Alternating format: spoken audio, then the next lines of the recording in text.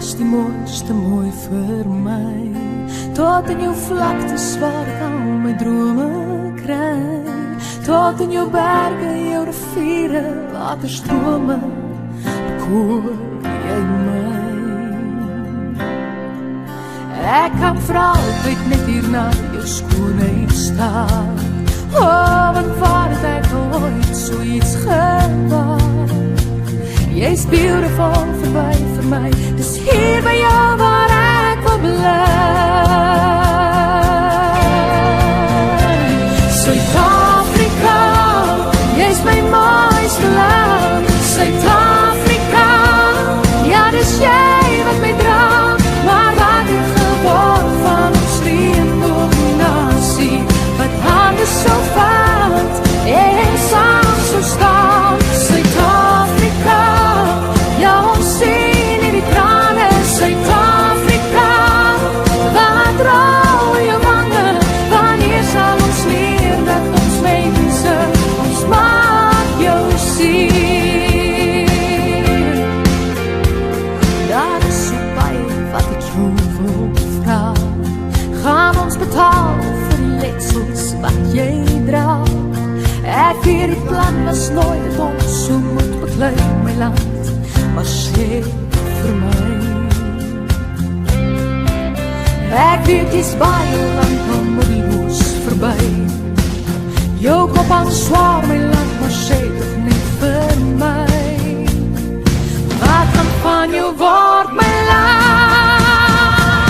Suid-Afrika, jy's my mooiste land. Suid-Afrika, ja dis jy wat my dra. Maar wat het geword van ons reënboognasie, wat hande so vat en saam so staan. Suid-Afrika, ja ons sien in die trane. Suid-Afrika, wat rou oor jou wange, wanneer sal ons leer dat ons mense, ons maak jou stier. Dit is tyd dat ons moet hande vat en op ons knieën neerval en vra o God, kom red ons land. Suid-Afrika, jy's my mooiste land. Suid-Afrika, ja dis jy wat my dra.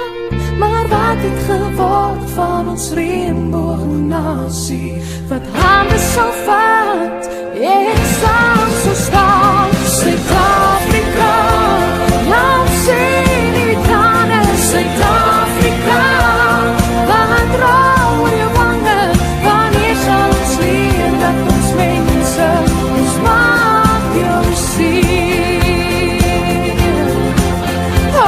Wanneer sal ons leer dat ons mense, ons maak jou sien. Suid-Afrika.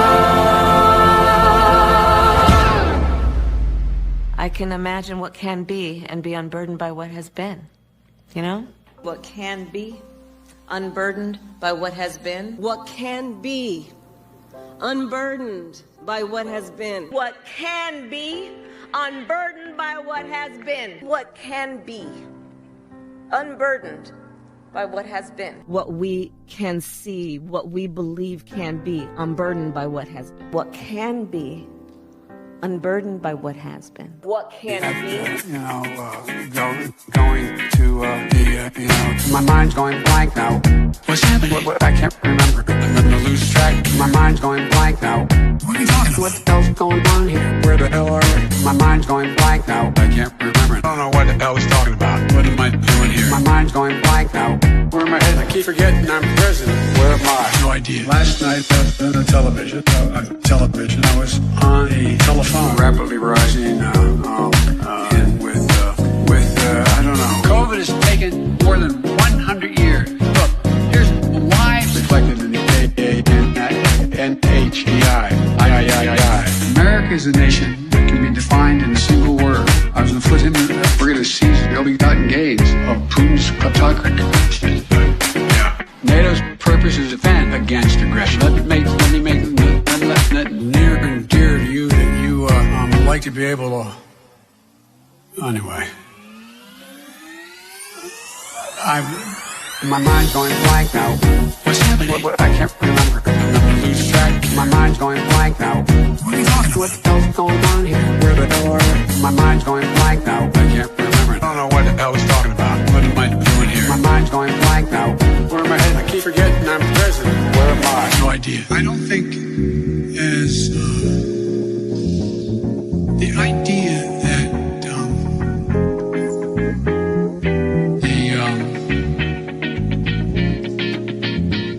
the political coverage of I want to thank and recognize Dr. John Kingersong. Good song. I can't get this to function at all. My mind's going blank now. What's happening? I can't remember. I'm losing track. My mind's going blank now. What are you talking about? What the hell's going on here? Where the door? My mind's going blank now. I can't remember. I don't know what the hell he's talking about. What am I doing here? My mind's going blank now. Where am I headed? I keep forgetting I'm president. Where am I? No idea. No idea. No idea. No idea. Welcome back once again. This is Chris Report, and he assured me that since Simon's down in Boulders, folks, this is Chris Wyatt reporting from South Africa.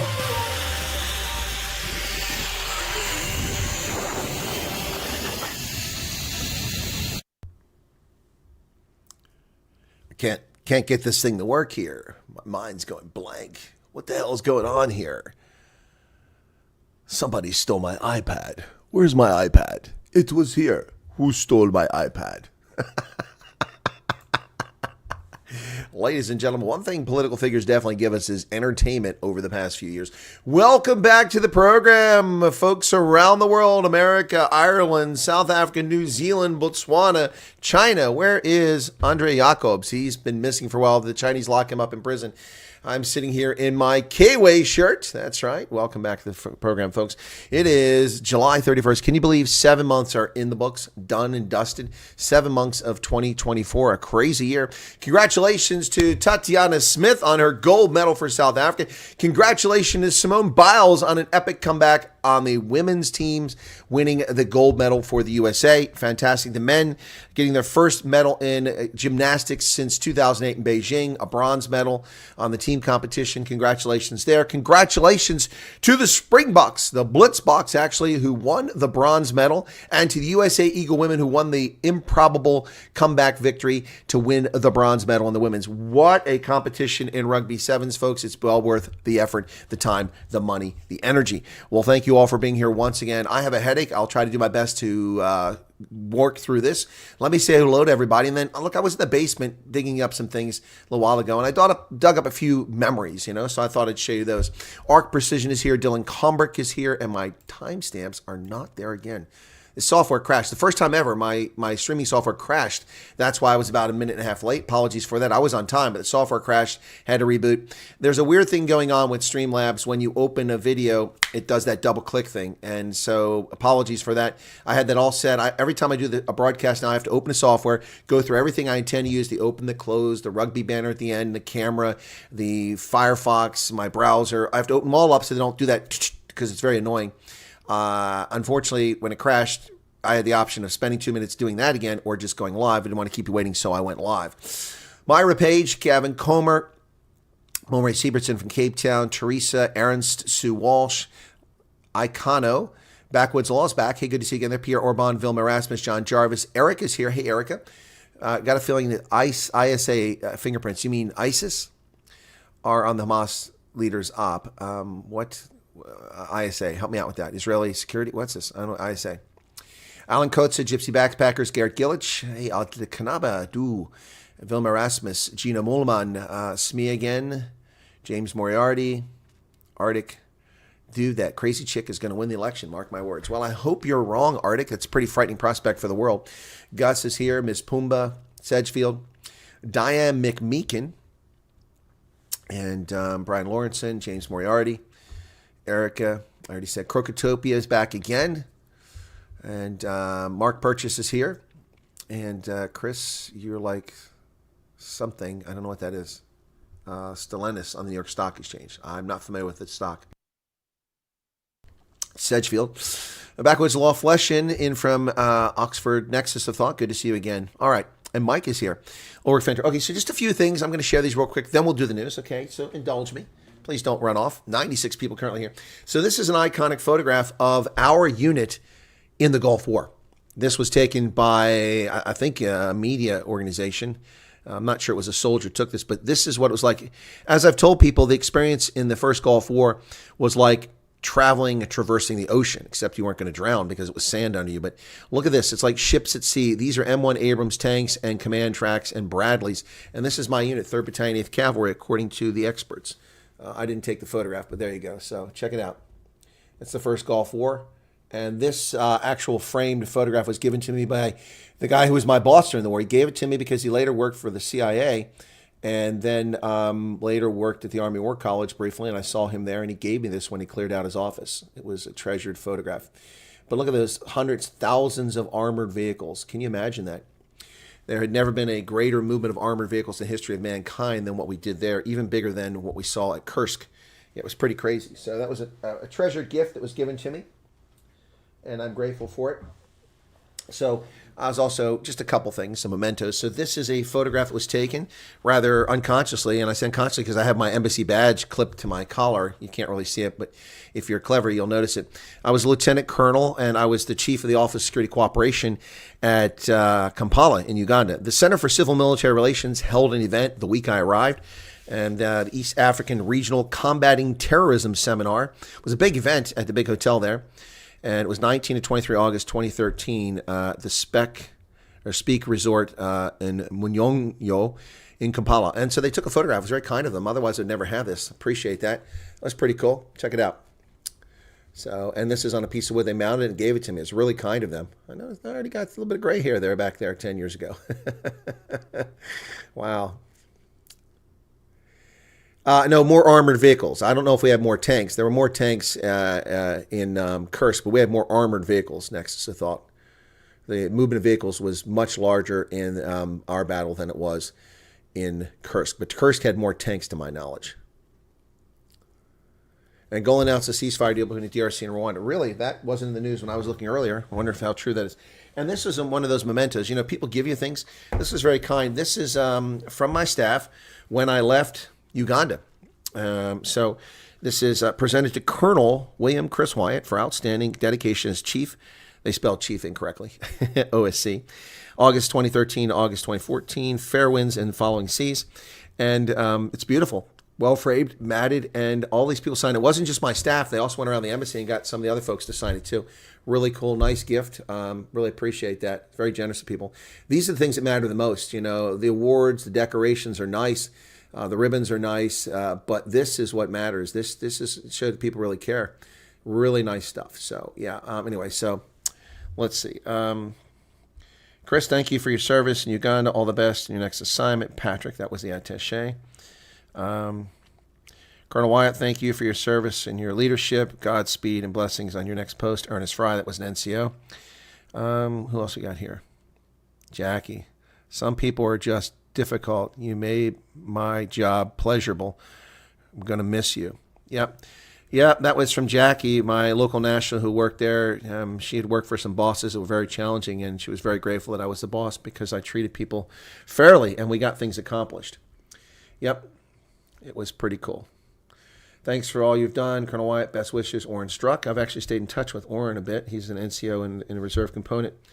Yep. Dear Chris, with many thanks for your service and best wishes for your successful tour in Addis. Best Trish. She was Deputy Chief of Mission, the Deputy Ambassador who signed that. So that was pretty cool. It's nice of people. All right, just saw on the African News Channel. Thank you, Icono. I'll have to check it out. That's those I wanted to show you. And then these here, these are some, there's not really major things, but kind of nice they did this. So off for Spain for most of August is Fleshin. Ooh, just a typical Brit going to Spain. Going to cause chaos down there on the Costa Brava. So this was a certificate of excellence presented to me. And it's a recognition of my article published in the President's Daily Brief. Your exceptional contribution provided keen intelligence, insight, and crucial support to the President, the Vice President, the Secretary of State, Secretary of Defense, the Chairman of the Joint Chiefs of Staff, and the Director of National Intelligence, and was keeping in the highest traditions of the Defense Intelligence Agency and Department of Defense. October 31st, 2005. Yeah, there you go. That's pretty cool. So I got this at the Defense Intelligence Agency for writing a presidential daily brief. Really cool stuff. Nice. They at this time it was just brand new field. We'd just gotten into this. The Defense Intelligence Agency actually writing for the president after the 9/11 commissioner, as I prefer to call it, the Whitewash Commission, came out with their findings. One of which was that it was odd that only one intelligence agency was actually giving intelligence to the president. That was the CIA. So they said, nope, all of them have to do it. Open it up, and they opened it up to me. So here's another one. This is for an intelligence thing called a Senior Power Intelligence Review. Your exceptional contribution provided crucial support to the President's Cabinet, the Chairman, and the Director of National Intelligence, and was keeping the highest traditions. 18 December 2006. And that's presented to me for my article that was presented in there. So pretty cool.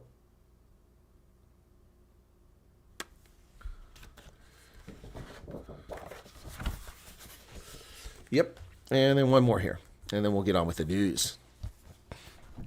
So people are always asking me to share these things, and I rarely do it, but I stepped across these things tonight, and I said, might as well dust them off and drag them upstairs and take a look at them. So this one's for my article in a presidential daily brief. I did 9 of those, but I didn't get a certificate every time. They kind of stopped doing it because I got so many. This is your exceptional contribution. Same thing, December of 2006, so a year after the first one. Here's another presidential daily brief certificate that I got. Really cool.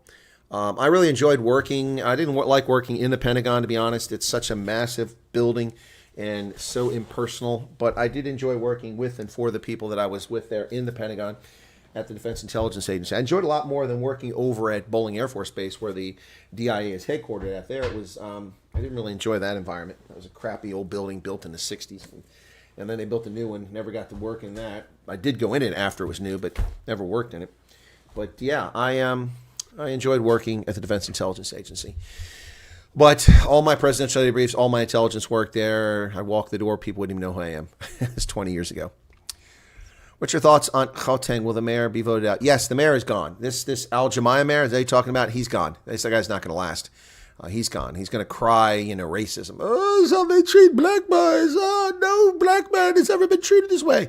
Dude, you are a loser, and you're gone. Loser, Al Jemaya. You're gone. You're gone. You're gone. Just military also have the rank commandant. No, we don't. Commandant is South Africa. That's the rank you had, but it comes from the French, and in French it's major. So for us, the equivalent is major. So when I was in Tunisia, my peers who were majors weren't majors in the Tunisian forces. They were called commandant, which is the equivalent of major. So for us, it's a major. In the Marines, the Air Force, the Army, and the Navy. Well, the Navy, it's lieutenant commander. Yeah. So similar. Right, Arc Precision. What else we got here? Laudine. Okay. And so I showed those things today, and nobody seems to care. Usually people are like, ooh.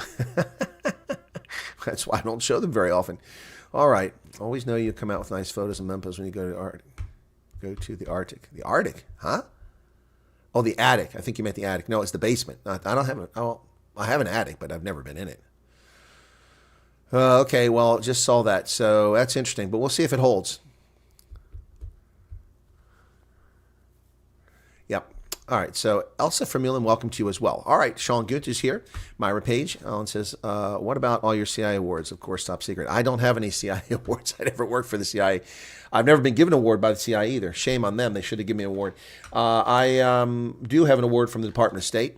I was given a Superior Service Award from the Department of State, which was, unfortunately, they gave to several people, and none of whom contributed to the event except me. Maybe one of them contributed a little bit, but the other ones weren't even in town, so it kind of cheapened it. But it's still nice that they gave it to me. I appreciate that. Yeah, so there you go. All right. Let's get on to the news, folks. Shall we do that? Lots of news to talk about today on the 31st of July, the final day of this month. Well, the DA is making us look bad. This is an easily predictable outcome. DA ministers and Gate McKenzie are upstaging the ANC ministers. It should hardly be a surprise. ANC ministers aren't qualified to be petrol station attendants. Let me say that again. ANC ministers aren't qualified to be petrol station attendants. I mean, the people who pump gas at Engine are brighter than most ANC ministers. Shots fired. The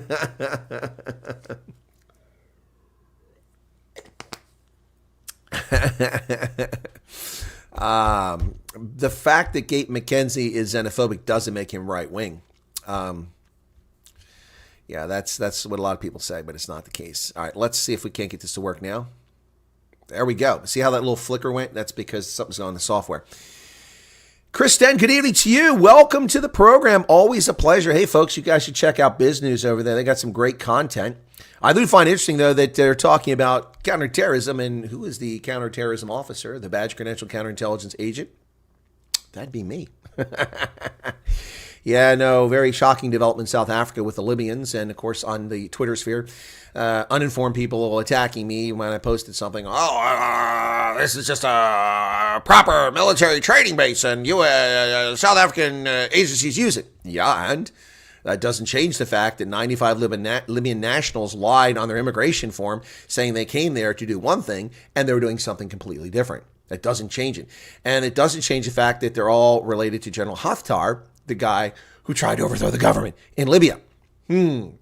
So something untoward is going on here. The training of a little guerrilla army or terrorists, take your pick. But why do 95 Libyans have to travel to South Africa for their training?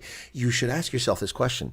Why is South Africa training terrorists? Why has South Africa been a long-time refuge for terrorism, for terrorists? It has been for decades.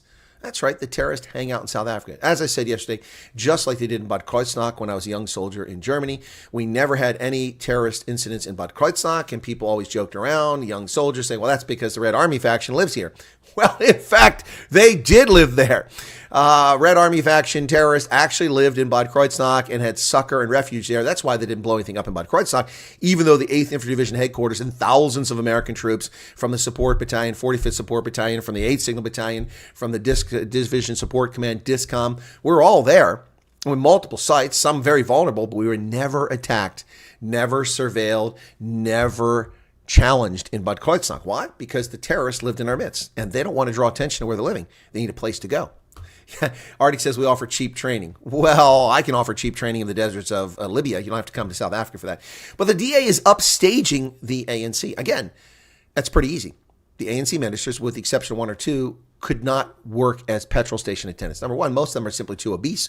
They wouldn't be able to pump the gas. They'd run out of energy after walking around the petrol station a couple of times. Excellent border control and intelligence on our border control officers. Is Maryland being facetious? Welcome, Maryland. All right, let's get back to it. The DA is making us look bad. ANC top brass said GNU partner successes are showing them up. I'm not surprised. Look at Cyril cackling with John Steenhuisen. Yeah, all right. DA ministers in the government of National Union are making the ANC look bad as DA ministers outperform their ANC counterparts, according to senior ANC members. Several DA ministers, as well as sports and arts and cults minister Gayton McKenzie, have been mopping the floor with the ANC, making its ministers appear incompetent. Ladies and gentlemen, this was easily predictable. And let me tell you why. Does anybody limbo? You got to get under that bar. When you limbo against ANC ministers, you can leave the bar at 3 meters. It's an easy bar to get under. It's not hard to outperform ANC ministers. They have been destroying and underperforming for decades. What is going on with the construction mafia? This is a story that Daily Maverick, that these media outlets really need to put some energy into. Maybe Biz News can take a look at this. Maybe they can take a look at this. But seriously, folks, this is a pretty frightening thing. This construction mafia thing is out of control in South Africa, like the taxi mafia, only 10 times worse.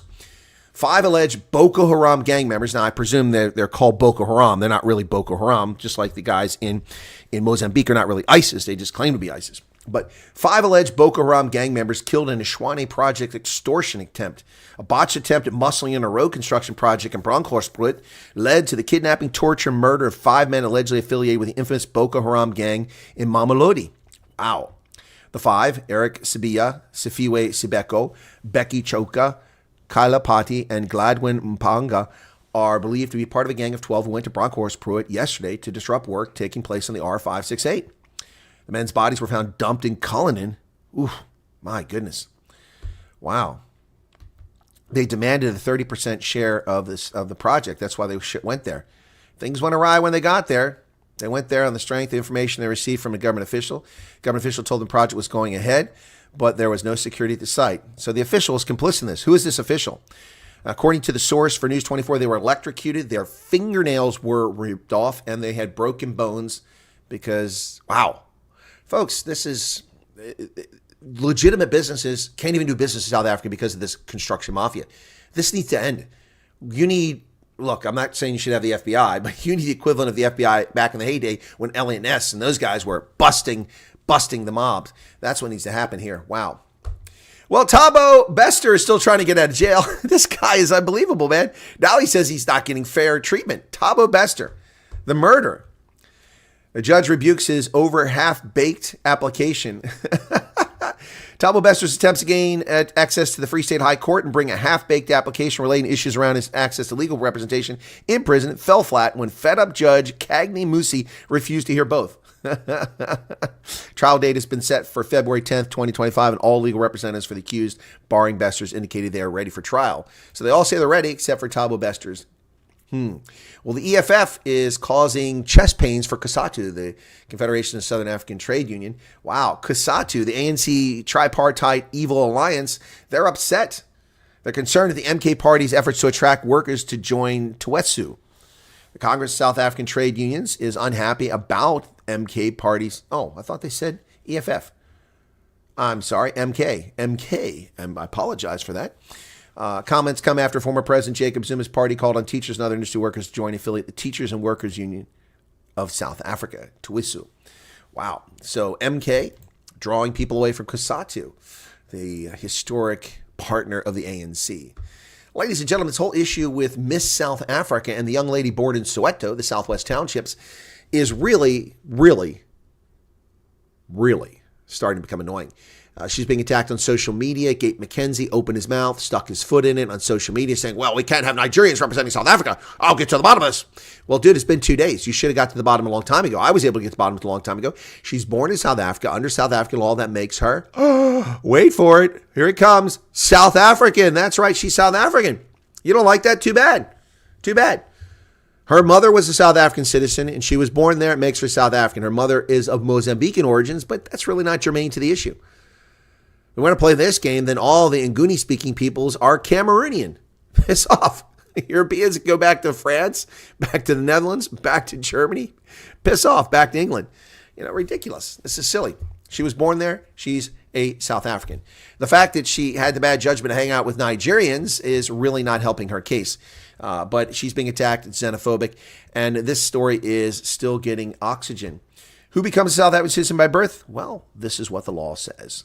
A person born in South Africa is automatically a South African citizen if at least one of their parents is a South African citizen or permanent resident at the time of their birth. So you don't even have to be a citizen, just a green card holder to be in South Africa and have a child born there. Now, this EFF clown is a misandric troll who hates men, especially white men, apparently. You hate black women, says the woman who hates men. EFF's Naledi Chirwa defends Miss South Africa finalist Chidima Atashina, calling Gate McKenzie a bigot. Isn't that funny? Takes one to know one, sweetheart. Chidima Vanessa Onwa Aditsina, Miss South Africa top 11 contestant, has been subjected to xenophobic and Afrophobic attacks on social media. They're not Afrophobic attacks. What's an Afrophobic attack? What the hell is that? Xenophobic? Sure. Racist, xenophobic? What's an Afrophobic attack? Someone hates Africa? No one hates Africa. What are you talking about here? She's a South African. Economic Freedom Fighters member parliament delegate to the South African National Council of Provinces, Naledi Chirwa, went to Twitter and she slammed Gate McKenzie. And she said, you are not patriotic. I already said that before. It's previous. But she goes on and on. She said, by the way, McKenzie is a Scottish surname by origin. The audacity of bigots is astounding. Well, the audacity of her bigotry against men, because she goes on and attacks white men. It's ridiculous. Yeah, no self-awareness to pick up the vibes of his own existence coming to being a colonial conquest, but a bag full of hogwash and vitriol for black people who are just like him. Wow. Bigot much there, Miss Chirwa? Wow. Wow. Unbelievable. Fighter. She's got fighter with the Palestinian flag. She's a moron. An absolute moron. A dingbat doorknob. That's right. Miss Chirwa, Naledi. It's a shame they named you Naledi. That means star. Why do you have a Tswana first name? You have a Tswana parent? Are you culturally appropriating that name, Naledi? Naledi means star in Tswana. Anyway, this whole brouhaha is ridiculous. The young lady is South African. Get over it. But she shouldn't be hanging out with Nigerians and doing social media posts. What does she think is going to happen there? That's not very smart. Right. Woolworths. Ooh, Woolies is in trouble, folks. 19% cut in full year earnings. Challenging trading conditions affected discretionary spending across the retailers' businesses. Woolies expects to report lower earnings for the full year. Challenging trading conditions have been affecting them. Group turnover and concession sales from continuing operations for 53 weeks. Why is it 53 weeks? It should be 52 weeks. From end of June grew by 6.2%, but the profit has declined. Bad news for Woolies. Well, folks, it's D-Day for the homeless in the Central Business District of Cape Town. These eyesores are going to be removed. Sorry for them, but you shouldn't be setting up camp in the Central Business District, one of the hottest tourist destinations on the planet. It's really beyond an eyesore. It's quite frightening to be driving down the street and seeing this sort of thing. It's like Los Angeles. And Cape Town is in LA. A D-Day for the city center's homeless to pack up their tents and clear out or face demolition of their structures and by the sheriff of the court. An eviction order has been granted by the Western Cape High Court, permitting the city to evict hundreds of unlawful street people occupying public spaces around the Central Business District. Yep, locations are on Buitengracht Street, FW de Klerk Boulevard, Foregate Square, Taxi Rank and Foreshore, Helen Suzman Boulevard, Strand Street, Foreshore N1, Virginia Avenue, and the Mill Street Bridge. Yeah, the Mill Street Bridge. Yep. Preparations are still being finished. As per the court order, the eviction can only occur after July 30th. All respondents have been offered shelter at the new Ebenezer Safe Space, but also have the option of other facilities. No person has the right to reserve a public space as exclusively theirs. Indefinitely refusing all offers of shelter and social assistance, the city will approach the courts for relief where needed. And these homeless people will be moved to a shelter. Now, of course, they want to be there so they can panhandle and beg for motorists and cause traffic accidents on the street. That's why they want to be there. So, but that ain't going to stay. That ain't going to happen. Total Energies is confusing everyone. Are you so confused? I know I am. Ladies and gentlemen, when it comes to Total Energies, this is what's going on. I mean, I'm honestly confused by what's going on with Total Energies. I feel like Joe Biden. My mind's going blank now. My mind's going blank. What is going on with Total Energies? They're in, they're out, they're doing seismic testing, they're not doing seismic testing, they're going with the offshore block, they're not going with the offshore block, they're selling. What's going on? What is going on with Total Energies? Very confusing. One day it's one thing. Oh, look at that. So I'm so confused. I got Joe back. One day they're saying one thing, one day they're saying another thing. They're leaving South Africa. Well, it looks like probably they are. Total Energy says they will quit the South Africa offshore gas block. Okay. French major oil Total Energies said on Monday it would withdraw from an offshore natural gas block off South Africa's southern coast because developing the finds commercially would be too difficult. Earlier this month, they signaled its intention to withdraw from Block 11B and 12B, dealing a blow to South Africa's efforts to become energy independent by developing its largest offshore gas discoveries. Now Total is withdrawing. So who's going to take up the standard for that? I don't know. Turning our attention to DRC, folks. In the DRC, the Belt and Road Initiative continues with the Chinese firms agreeing to negotiate a deal by getting a stake in the mines. Months after companies agreed to increase infrastructure investment from $3 billion to $7 billion under the Soko Mines contract. Look at that congestion in Kinshasa, folks. Wow. Chinese companies have broken ground on 3 major road projects linking resource-rich regions of the DRC with the capital of Kinshasa as part of a renegotiated minerals for infrastructure deal. Work began last month on a $300 million ring road in Kinshasa, a 63-kilometer project connecting the southwest and southeast ring roads to ease traffic congestions. Just a few months after Sino Hydro and China Railway agreed to invest up to $7 billion in infrastructure as part of a revised agreement. Wow. President Felix Tshisekedi's office had a statement on it. He's pushed for an overhaul of the mining contracts. Have been poorly negotiated. Well, now they've been renegotiated, and China is getting 68% of the mining deal. Yeah, I think that's still a bad deal. Hamas leader has been taken out. Hamas leader Ismail Haniyeh killed in Iran, drawing threats of retaliation against Israel. Hamas leader Ismail was assassinated early on Wednesday morning in Iran. Palestinian militant group in Tehran said drawing threats of revenge on Israel in a region already shaken by the war in Gaza. Well, listen, folks, they're going to blame Israel for it, but the Iranian security services, the ones who killed this guy, it wasn't Iran. It wasn't Israel. The Iranians killed this guy. He was inconvenient, so they killed him. Israel urges NATO to expel Turkey and dictator for life Erdogan. Wow. Israel's foreign ministry demanded Turkey's expulsion from the regional alliance. Well, there you go. But there's no process for evicting a member from NATO, so it's problematic. This is just political posturing. In light of Turkish President Erdogan's threats to invade Israel and his dangerous rhetoric, Foreign Minister Israel Katz instructed diplomats to urgently engage with all NATO members, calling for the condemnation of Turkey and demanding expulsion from the regional alliance. But of course, that's not going to happen. Maybe it should, but it's not going to happen. Well, with some Olympic events, the filthy Seine River is getting all kinds of publicity in France. E. coli at exceedingly high levels. We got leftists blaming it on climate change. The rain. It's summertime. It rains in France. This is not unusual. But they're all trying to resort to the leftist nonsense to talk about after $1.5 billion spent cleaning up the sewage and the drainage into the Seine River, the polluted Seine River, which has been illegal to swim in for over a century. But they're using it for the Olympics. With some Olympics events postponed, Seine River water quality poses concerns, and it does. So here are some triathlon athletes warming up out there. But E. coli levels are high. For the past 100 years, swimming has been illegal in the Seine due to poor water quality, with the exception of rare competitions.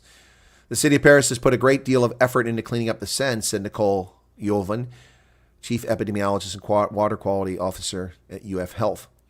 They put a lot of money, $1.5 billion, to build an underground storage basin called the Austerlitz Basin, along with a renovated sewer system. But it hasn't worked. It hasn't worked. The Olympics bet on the Seine is not paying off. But here, look at the Associated Press gleefully reporting that climate change is responsible for it. No, rainfall is, you morons. This isn't a desert. It rains in France. With plans for athletes to swim in the Seine River, Seth Borenstein says the Olympic organizers essentially bet against climate change extreme weather. For several days, it appeared they would lose by ditching the swimming portion of the triathlon. Well, it has nothing to do with climate change. But these morons, this is religion. It's a cult. Oh, climate change. Oh, hell, the god of climate. Woo. These people are like pagans. They're absolutely pagans. Wow. Pagans. Well, folks, here's a Wall Street Journal report about the Seine River itself. Check it out. That's a nice photograph. Look at that water. Ugh, it looks like poo water, man. You want to swim in that gross-looking stuff? That's disgusting. It didn't taste great. Olympic swimming in the Seine finally happens. It didn't taste great, says Ainsley Thorpe of New Zealand. It's a little bit brown. A little bit brown? It looks like effluent from feces. Look at that. That's disgusting. Oh my God. I'm glad I'm not a triathlete. Look at this. Bloop, bloop, get a mouthful of that. Hopefully it's all right, said U.S. triathlete Seth Ryder, because I think I swallowed like a liter of water. His teammate Taylor Spivey had a plan on taking lots of probiotics in the past month.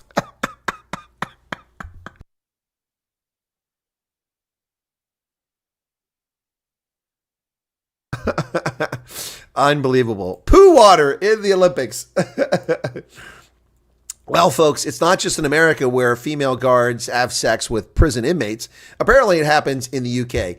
And how is it a Portuguese national is a guard in the United Kingdom prison system? Tell me this. In His Majesty's Prison Service, they have Portuguese guards who have sex with inmates. What the hell is going on? What the hell is going on? Female prison guard admits to having sex with inmate in recorded cell romp, faces possible life sentence. The British female prison officer, who isn't British, arrested after being allegedly filmed having sex with an inmate, is Linda D'Souza Abreu, 30, was working at London's Wandsworth prison, where she was caught having sex with a prisoner on June 27th. Prosecutors said Abreu, who runs an OnlyFans account, well, what was your first clue that this chick was not on the up level? She has an OnlyFans account? Okay. And she's a prison guard? What is she doing? Videos on OnlyFans called Girls Gone Wild? Knowingly took part in the raunch video with Linton Weinrich, a felon booked on $82,000 luxury goods heist in Kensington. She pled guilty. She could go to life in prison for this. There she is. And here she is on OnlyFans. Look at that healthy hip. There you go. A married mother who sleeps with prisoners. All right. There's a word I want to use here, but I don't want to be accused of being misogynist. I think y'all know what I'm talking about. Wow. OnlyFans account. She was granted conditional bail and scheduled to appear back in court November 7th. The married mother was arrested earlier this month following a police investigation, identified her as having sex. She's a Portuguese passport holder. She was booked at Heathrow Airport trying to catch a flight to Madrid after calling her employers and said she was not returning to work. Well, she nearly got away. Now she could face life in prison for banging prisoners. She got caught. How many times has she been doing it? And has any of that content found its... By the way, her OnlyFans account apparently is blowing up. Oh my goodness. So the British prison service not only has South Asians as all their immigration officers when you enter Heathrow, harassing white folks, they also have, Portuguese nationals serving as prison guards. Wow. British Petroleum planning on handing back a lot of money to investors. And this is what capitalism is all about. This is what drives investment. This is what creates jobs. This is what incentivizes people to give to companies that are doing well.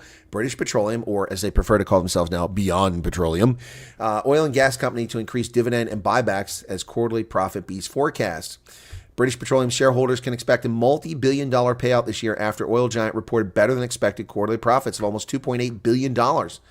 Yep, they're going to raise their dividend and buy back more shares. Well, there you go. That's how things are supposed to work.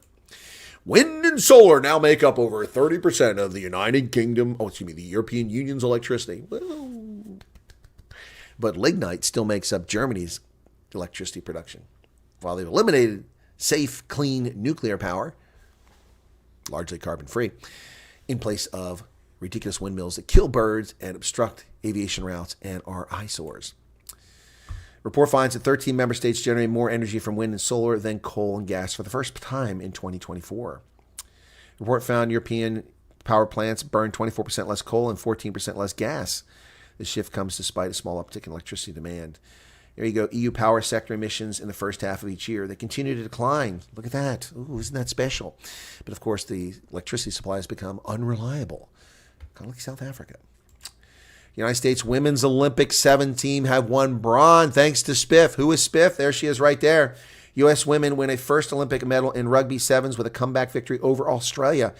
Alex Cedric, known as Spiff, bounced off 2 tacklers and ran 95 meters for the winning goal. Wow, she ran the length of course.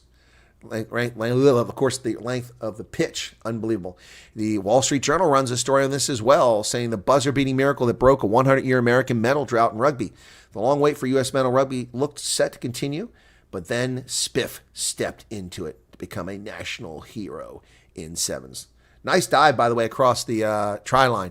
Yeah, she just darted. It was unbelievable, folks. If you saw the game, it was epic. We were on the verge of losing, and a knock-on occurred just less than 30 seconds, and it would have been a try. It would have ended it, but the Eagles got the ball back and then ran it back. Project 25 director has resigned. Yeah, that's right.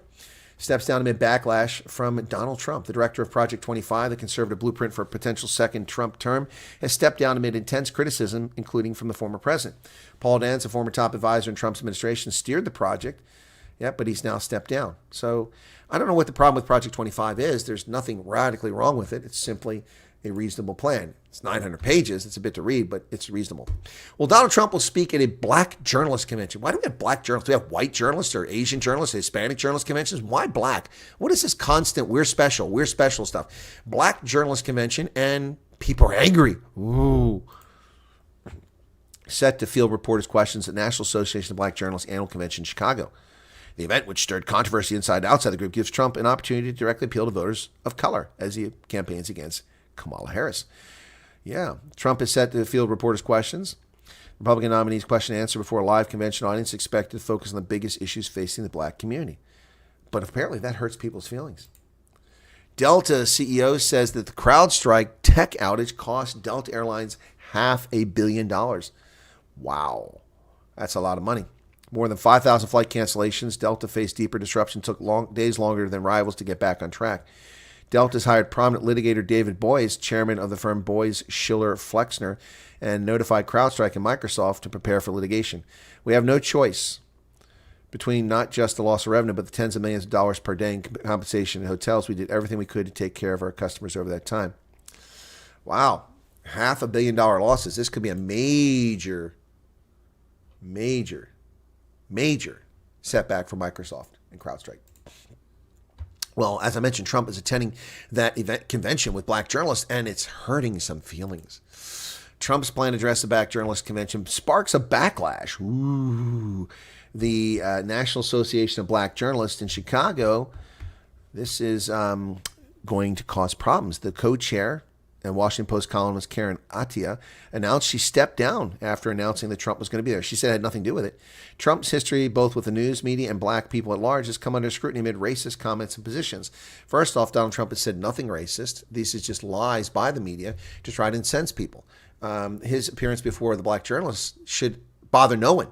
Trump is the only president in history to meet regularly with black community leaders, priests and community leaders from around the country. He had specific meetings with them in the White House every couple of weeks throughout his administration. The only president in history to do that. President Donald Trump created the Platinum Plan. Unfortunately, it never got into fruition because of the election in 2020. He also gave $500 million to historically black colleges and universities. No president's ever done that. Donald Trump did prison reform and got black men out of prison, and they keep calling him a racist. They're liars. They're liars. They're liars. That's all they do is lie. Well, the Secret Service, what a mess. We heard the testimony yesterday. Secret Service snipers, this exposed our inability to communicate. They're talking about another possible assassination attempt. Secret Service sniper has issued a dire warning asserting that another assassination attempt against President Trump could occur before the upcoming election. The sniper argues that the recent attack has exposed significant weaknesses in their security measures. Sniper's concerns were detailed in a letter circulating within the agency. Now, here's the problem I have with this. How hard is it to figure this out? It's 150 yards away with a clear line of sight to where the president was speaking. We're not talking about some guy sitting on a grassy knoll a kilometer, a mile away with a high-powered rifle, sniper rifle from the Soviet Union with a scope in a place way out of range no one would think about. We're talking about a dude sitting on a roof that was almost completely flat, 150 meters from the president. What kind of moron doesn't think that's a security concern? How in the world do you have local law enforcement wandering around a building, abandoning an office that overlooked the spot where the assassination attempt occurred before the assassination attempt occurred? How do you have a guy walk around with a rangefinder at a site like this? These people are morons. I don't want to hear any more about the great work of the Secret Service. There's no great work here. Stupid. The brave agents. Well, there's some stupid agents involved here. Massive train derailment in Iowa yesterday. Oof, look at this. 36 cars from Union Pacific intermodal train derailed near Glidden, Iowa, west of Ames. No injuries were reported. No hazardous materials were involved. Union Pacific spokesman told radio stations derailment occurred at 5 p.m., blocking both grade crossings in the community. By 9:30, the city of Glidden was reporting on Facebook that the crossing had been reopened, but that local facilities, including the dog park, would be closed indefinitely to provide staging areas for trucks removing the shipping containers from the accident scene. Wow. Now, Glidden's a tiny little town of just 1,151 people, 63 miles west of Ames, Iowa, the home of Iowa State University and the Cyclones, where I used to be a professor. Yep. Well, this Black Journalist Convention, I'm just still talking about it. That's right, the co-chair steps down one day after announcing that Trump will speak. What is the hatred about Donald Trump? The man has nothing but love for Black Americans, and they lie about him all the time. Well, USA Women's Rugby has got a big bonus from winning yesterday.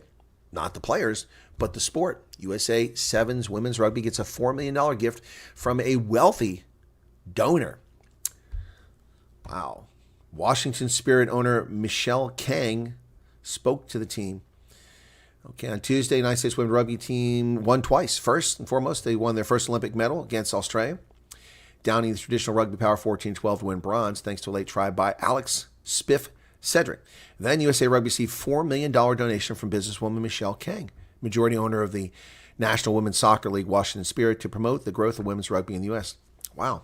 Congratulations on the donation. But I don't think Sevens is going to grow, unfortunately. Well, there you go, folks. That is the news for today, Wednesday, July 31st, 2024, the final day of the month of July. Welcome back. Everyone is here. Good to see you. Sad to see Tommy Robinson being arrested. What a farcical. Well, RJ, Tommy Robinson, brought it upon himself. He had a court order not to show that video, and he showed the video, and he was arrested. His supporters who claimed he was arrested under counterterrorism legislation really should mislead us like that. That's not helpful. Yep. Yeah, I don't know why he's such a threat either. It's because he's a patriot. They don't like patriots. Obviously, they like to hire Portuguese nationals to be their prison guards.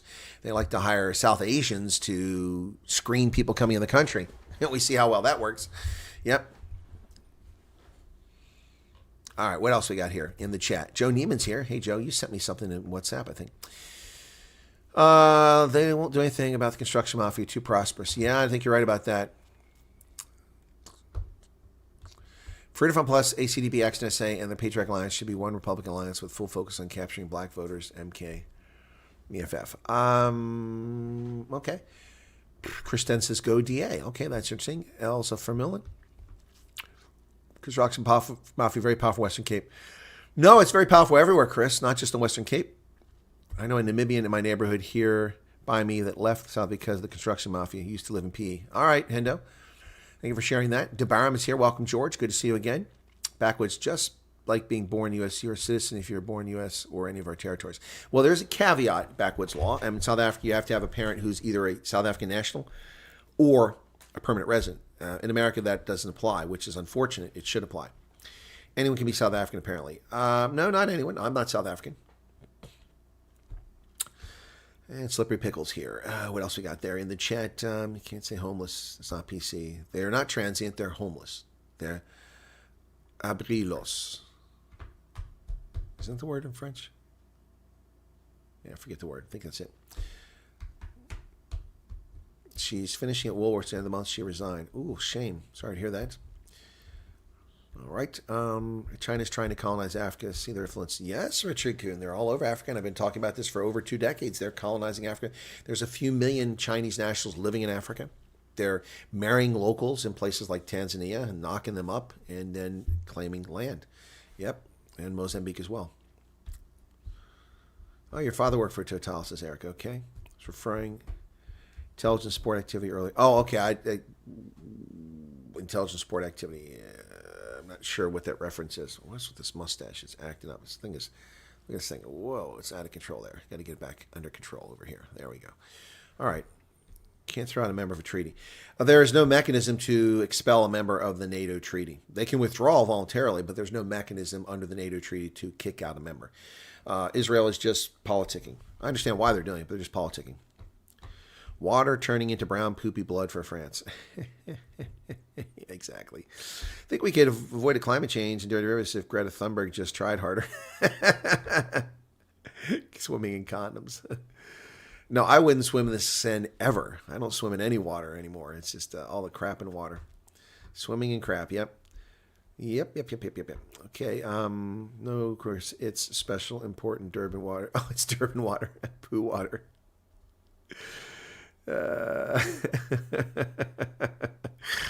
Son has been living in France 28 years, says Laudine. Okay. They had to record it. Chris Pornhub gave her money for the video. Okay. Well, that's she's going to go to prison. Probably not for life.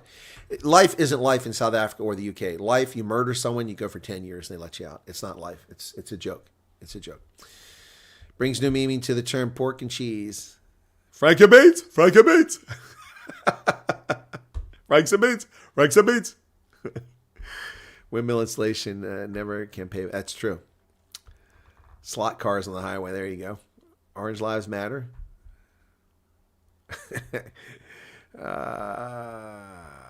Tommy Robinson. Ohio farmers protesting. I didn't see that, Hendo. Ohio farmers protesting. Let me look that up. What are they protesting? Ohio farmers protesting. Okay, Ohio farmers. Okay. That's March. I don't see anything there. It's not being reported. Olympics also offered a non-apology. Sorry you're offended. Yeah, I saw that. What will happen between the DRC and Rwanda concerning ceasefire? Probably not a whole lot. The real problem is the militias. And even without Rwandan support, militias will continue to do what they're doing. And the SADC forces will not be able to stop them. They're incomplete. They're too small in number. And they're too disjointed. Yep. That is still BS. Hiding the truth is all they're doing. Okay. Yeah, the Olympics did offer a non-apology. Hey, let's take a look at the Olympic medal count where the USA is underperforming in the medal count. So the commies have climbed to the top. The People's Republic of China has 16 medals now, 8 gold, most gold of any country.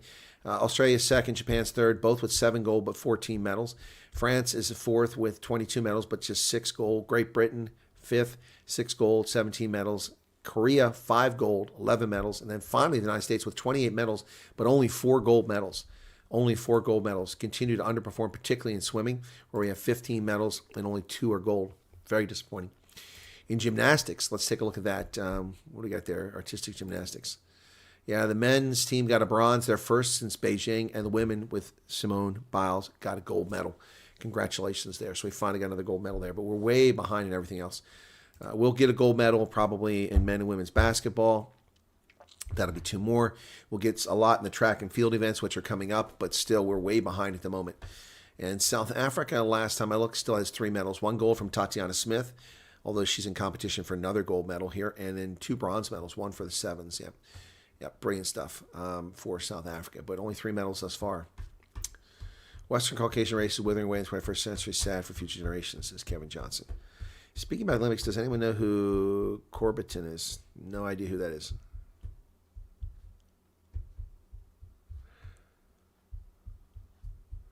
Botswana has not sent troops to the DRC. No, it's Malawi, South Africa, and somebody else.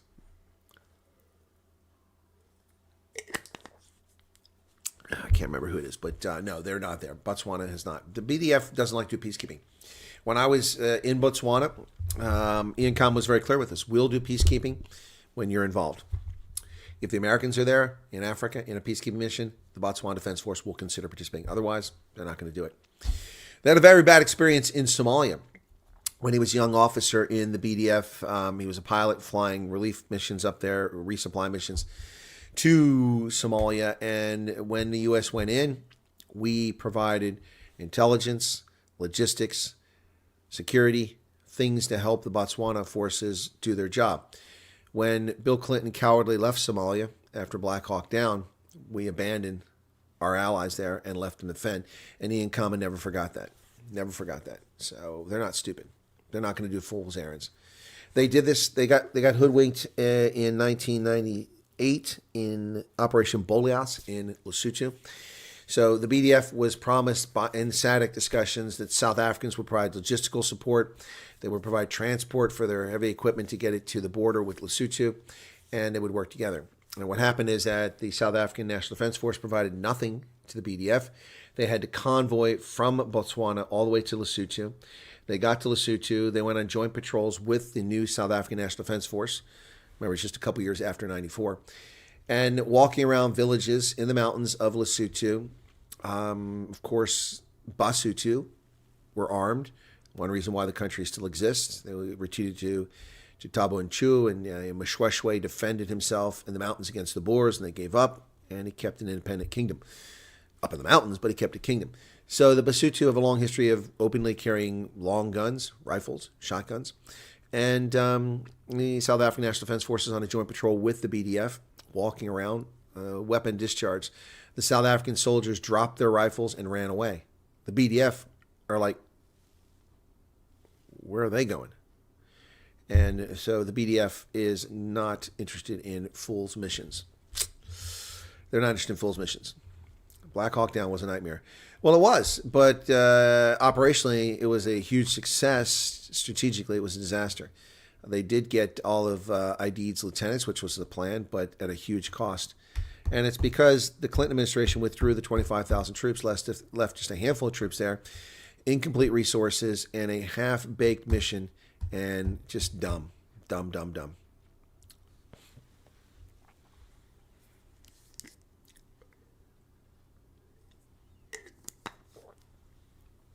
Slippery Pickle, I've never heard of that. Don't know anything about that. Why would I prove you wrong? I'll take your word for it. Yeah, anyway, so 105 people here. Appreciate it. Good to see you guys on a Wednesday. Tonight is my radio program, so always on Wednesday on WSMN. And Donald Trump is speaking at the Farm Show Complex in Harrisburg tonight. The crowd is already massive. Let me look and see if there's something on Twitter for that, because there won't be anything on the news. They cover it up.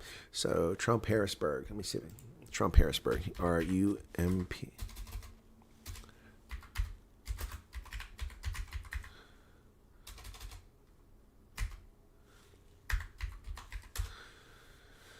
Trump Harrisburg. Okay.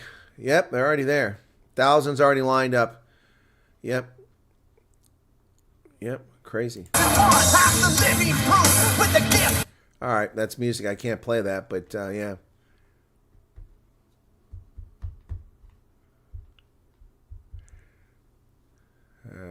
I'm looking to see. The line Harrisburg for Trump is insane already.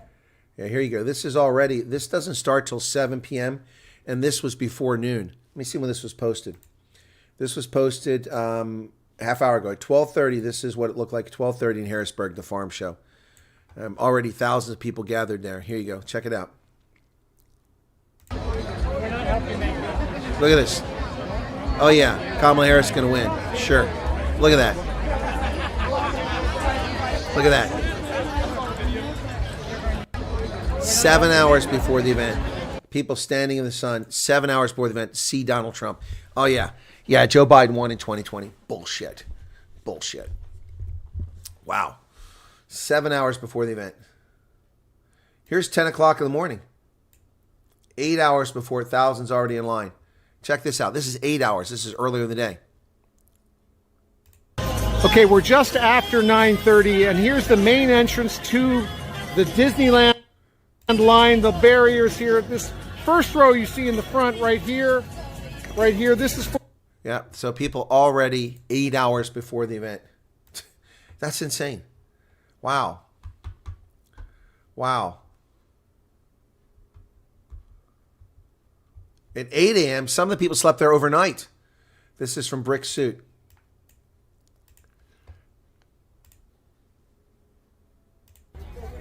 Hey everybody, Brick Suit here. I'm in Harrisburg, Pennsylvania, and behind me is the arena where later today President Trump will be holding his rally. And already at 8 a.m., there were thousands of people there. Wow, folks, I'm telling you. President Trump rally walk from the parking lot to the front of the line, 9 a.m., hundreds in line, and over 1,000 already on the site at 9 a.m. That's why I didn't go, folks. It's insane. So it's at 6 p.m., not 7 p.m. So, yeah. All right, so Trump is holding that rally at 6 p.m. Wow.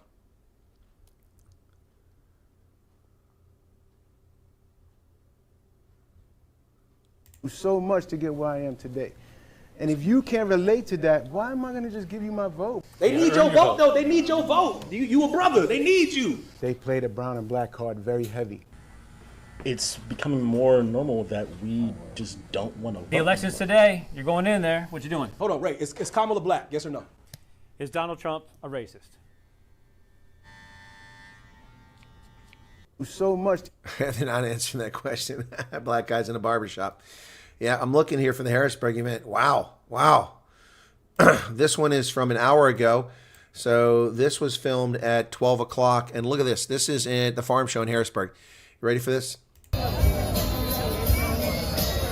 Okay, I can't play anymore because I'll probably get a copyright claim for music in the background. But look at that. That is an hour ago. Woo! Yeah, Trump's not popular. Trump's not going to win. Give me a freaking break. They gaslighting us left and right. Unbelievable. Unbelievable. Rain cloud came over. Just one, though. It looks like it's going to clear out. My goodness. Farm show. 6 p.m. Trump rally. This is going to be huge. Going to be huge, man. Wow. He's probably going to talk about a lot of things. Maybe his assassination attempt. Although he says he's not going to talk about that. He'll talk about Kamala. But, yeah. So who else is in the chat here? Will the possible Trump administration approach that? They won't have time for South Africa. It'll be a minor distraction. Members of Congress and lobbying groups will bring the issue up occasionally. But Trump has bigger fish to fry. We have to expel 30 million criminal alien invaders from this country. That's a massive operation. It's going to cost billions of dollars. We have to restore this country to a good footing. We need to balance the budget, which isn't going to happen, unfortunately, but we need to do something to slow the growth of the federal government down and reduce the size of it.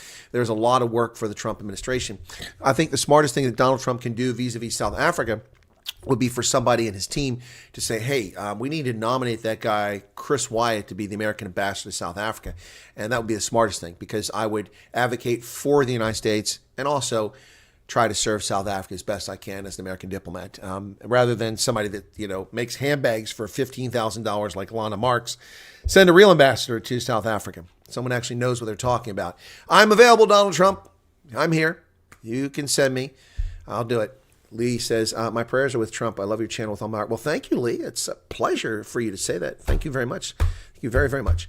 Election, how does USA stack against South Africa? There's always fraud. They lie when they say there's no fraud. I mean, as a judge of elections, I know there's fraud. I know people commit fraud. It's not a surprise. Is it enough to change an election? Well, it depends. It certainly can be. I mean, some elections are decided by a single vote. And if there's any fraud, then that meant that someone got it who shouldn't have got it. Yep. Yeah, a lot of South Africans love Trump. Yes, Kamala Harris got huge money behind her. Every time I put on YouTube, I get a Kamala Harris ad every single time. So if I like open this one up, let me see if I get an ad for this video. If I put my video on right now, let me see. That's a Bob Casey ad. Oh, wow, it's a real ad from Faulkner. I know usually I get Kamala Harris. That's the first time I haven't gotten it. So they're spending a ton of money trying to convince people to vote for this evil, evil person. Not going to happen. Well, the big money was always there, Arctic. The big money was always there. It would have been behind Biden, except that he was so demented and falling apart that these people weren't going to spend good money after bad. And so the money's always been there. These are the leftists who control the media, who control corporate America, who control the universities. They have tons of money that they can spend, and that's where the money comes from. It's ironic to listen to Democrats talk about Republicans as being the party of the wealthy. That's nonsense. The Republicans are party of big business. That's nonsense. The Democrats are party of big business. Republicans don't like big business. They like small business. They like entrepreneurs, because most jobs in this country are created by entrepreneurs and small and medium-sized businesses. It's the same in many countries. But that is the lifeblood of the economy, not IBM, Delta, Microsoft. These big corporations aren't the lifeblood. Yes, they're important to our economy. They play a large role, but they also play a large role in squeezing out competition, destroying competitors by using their contacts in government illicitly, illegitimately, immorally to cut competition out. That's the whole reason why we had Sarbanes-Oxley. What an atrocious piece of legislation that crushed small businesses with outrageously expensive business costs. It was insane. And there's other laws like that. Big business loves Democrats because Democrats put in place regulations that are so expensive that small businesses and entrepreneurs cannot survive. They cannot flourish in the economy. And big business loves that. They don't have to destroy their competition. The government does it for them. That's why the ANC loves white monopoly capital, if such a thing exists. They love it because it's an oligarchy that crushes all independent growth. You think that John Dory's is an independent fish place, the Cape Town Fish Market? You think, no, they're all part of one group. Famous Brands owns a whole bunch of stuff. Nobody came out and, I'm going to start this business.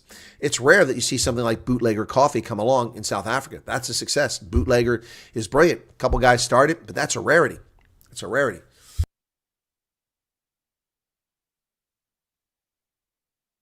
Meta's apology is not sufficient. They should be charged with interfering in election. They should be charged with a criminal federal elections violation. Simple as that. Simple as that. Yep. That's what they should be done. Meta's apology is unacceptable. I don't accept. The Olympics apology, unacceptable, unaccepted. These people are evil. They do the damage, and then they come back with mea culpa afterwards. Oh, I'm so sorry. Oh, me not know. We make mistake. No, you make big intentional mistake. That's what you do. Yep. Evil, evil people. Is Harrisburg of significance in Pennsylvania? It's the capital of Pennsylvania. Of course, that's where the state legislature, that's where I was trying to run for office, and I'd be able to commute to work every day. It's only 20 minutes from here. Yep. Politicians should be covered in stickers of all the lobbyists who give them money. Yeah, exactly. Like race cars who have their, that's a good, Richard, I like that. That's a good one. That's a good one. I like that. That's pretty good. So that's why you're seeing big businesses like Larry Fink stating he's a lifelong Democrat. Yeah, big bit. So let me just go back to 2008.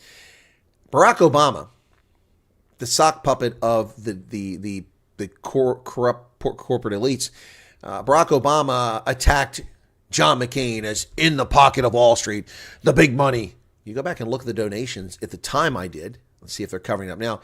You look at the donations, and I don't remember the exact figures, so I could be wrong. But it was something like $5 million from Wall Street firms went to John McCain, and $63 million went to Barack Obama.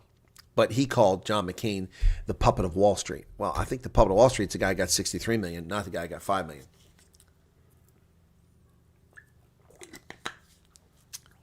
I don't know what you mean by illuminate money lovers always follow evil. Kevin Owens overview on Mogadishu. Post BHD. Yeah, I like Richard Kuhn's idea that politicians should be like race car drivers, Pennzoil, Chevron, UPS. They should all have that. I agree.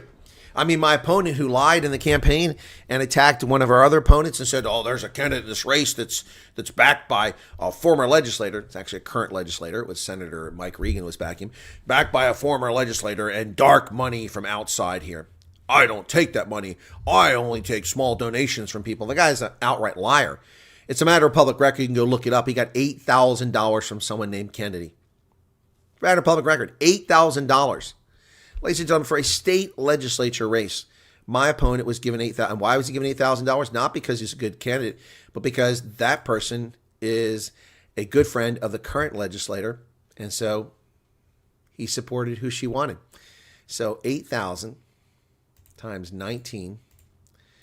Ladies and gentlemen, that's 152,000 Rand from one donor. One donor. He got a $5,000 donation from another donor, and he lied about it. He got $40,000 in donations from in-kind donations where people pay for billboards and stuff for him. So 49,000 times 19. That is 931,000 Rand for a state legislator race. And then he took money from an outside interest group, which gave him 2,500 Rand or $2,500. And he claimed he never took any money like that. He lied. He'd already taken this money when he made that claim. I don't know why he lied. There was only 19 people present. That's 50,000 Rand. Unbelievable. Yeah. So the amount of money taken by my opponent, look, I wasn't going to win this race. The fix was in from the very beginning. It's unfortunate the Republicans are liars. If they'd told the truth, I and other candidates probably wouldn't have wasted their time and money and other people's time running for a race in which they'd already decided who the winner was going to be. In this district, a Republican's going to win no matter what. 2 out of 3 voters are registered Republican. So whatever Republican Party decides is what's going to happen, just because that's the way it falls out. So they lied to us, and 5 of us ran in the race, and I think they did that because they knew that their candidate was weak, and they needed someone to split the vote. And we split the vote, but I didn't know that they were clandestinely supporting this guy. Exactly. They accuse people of doing exactly what they do themselves. President Trump will only have 4 years, and I think Haley has more supporters than J.D. Vance. We don't want Haley. Haley is just like Mitch McConnell. Haley is just like Paul Ryan. Haley is just like Olympia Snowe and Susan Collins and Lisa Murkowski. She's a useless rhino. Nikki Haley is a disaster. We might as well get a Democrat. At least we know openly how they hate America. No, Nikki Haley is not someone we want. Nope. I would take DeSantis over her in a heartbeat. Take Vivek Ramaswamy over her. Take myself over her in a heartbeat. No, we do not need her. Nope. The best thing that happened in the Republican race is that she was defeated. Yep. If Harris goes to Harrisburg, people shout, change your name. It's funny. Yeah, Secret Service. Well, the farm show is inside, so they've succeeded. That's also election interference. The Secret Service telling the president he can only do indoor ceremonies. That's election interference. How about they just do their job? They do their job, wouldn't be a problem. By the way, it was great to see the deputy director Abbey of the Federal Bureau of Incompetence telling the truth when Senator John Kennedy from Louisiana asked him, so let me ask this question. Was the president shot by a laser beam? No, sir, he wasn't. Are you sure? I can say unequivocally he wasn't. Was he attacked by Sasquatch? No, he wasn't. Questions John Kennedy asked were fantastic. So was the president, in fact, struck by a bullet shot by the would-be assassin? I can confirm unequivocally 100% that's what happened. See, the left has been lying. Donald Trump was never wounded. It was shrapnel. I mean, this is morons like that idiot, the Young Turks. That guy is the dumbest box of rocks. I mean, here's the thing with the political. They're so stupid. The nonsense. You know, they attack us all the time, the conservatives and centrists, all the time. But I stand on facts. And they blather on with nonsense they make up.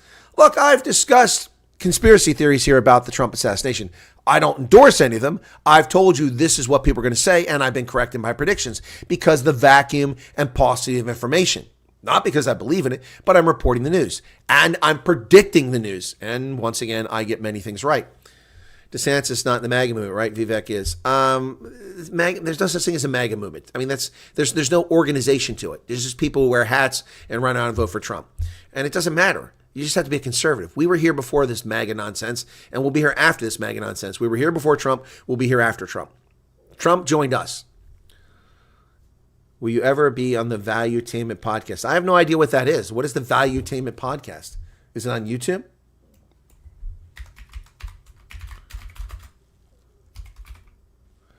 Valuetainment Podcast. Never heard of it. It's on YouTube. Also have their own website.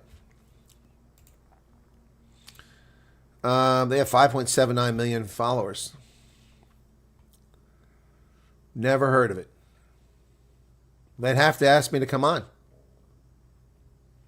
Wow, I envy the number of subscribers they've got. That's incredible. Don't know these guys. Now, see, once again, folks, let's go back to, I've covered this whole thing in the past. Let me see how long that's been around. Valuetainment. Let's see how long they've had a YouTube channel. They've had a YouTube channel since 2012. Yeah, exactly. So here's the thing. Here's the problem. So when I was a serving intelligence officer and defending this nation, and I was in Africa, social media exploded. I'm an early adopter of tech. That's why I have a Twitter account that's 20 years old, almost 20 years old. That's why I have YouTube channels that are almost 20 years old. That's why I've used to write HTML, built one of the first 200 websites for the U.S. Army, long been an early tech adopter. But the thing is that when the internet companies like YouTube, before Google bought it up, and Facebook and all these others needed eyeballs and needed people to drive viewership to their channel so they could grow and get advertisers, they allowed people like Crowder and people like Valuetainment and all these others to say whatever they wanted on YouTube. Unfortunately for me, as a serving intelligence officer, I couldn't do that. I could only be, circumspect on the internet and not really put much. So when I was finally able to start expressing myself on YouTube and talking about events around the world, it's when I retired in October 2019. And I started doing this in February of 2020, just a few months later. I was in Japan for the World Cup in October. So, and then Christmas came, Thanksgiving, Christmas, and my mother was ill, so I didn't focus. So I started doing this in February of 2020. And then within a few months, my channel blew up. I was on a glide path to huge success on YouTube. I went from 2,000 to 23,000 subscribers in a little over 4 months, millions of views, money being made on the channel, blowing up all over in the U.S. and South Africa and around the world, had viewers all over the world tuning into my program. And then the election happened.